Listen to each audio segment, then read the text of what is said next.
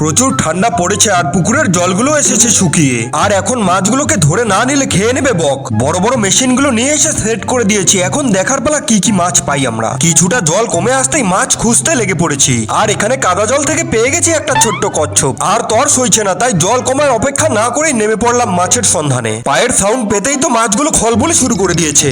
অল্প জল থেকে বড় বড় মাছগুলো ধরার তো মজাটাই আলাদা। আর এখানে তো রয়েছে দামি দামি গোল্ডেন ফিশ।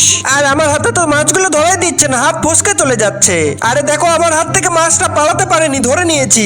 আরে দেখো, আমি এবারে ধরেছি কত বড় একটা মাছ। আরে আমার তো পা গেছে কাদাতে আটকে। আরে আমার হাতে তো কাটা কাটা লাগছে, তুলে দেখি বিশাল সাইজের একটা কই মাছ। কাটাওয়ালা কই মাছগুলোকে সাবধানে ধরতে হবে। সরপুটিগুলো তো হয়েছে অনেকটা বড়। কাদাতে নড়াচড়া করতে করতে তো হাঁপসে গেছি। এখানে তো অসংখ্য মাছ জমা হয়েছে, মাছগুলো ফটাফট ধরছি আর গামলাতে তুলে দিচ্ছি। আমিও একটা পেয়েছি গোল্ডেন ফিশ। বড় মাছটা এসে আমাকে দিয়েছে গুঁতো মেরে। প্রচুর মাছ ধরে গামলা ভর্তি করে নিয়েছি।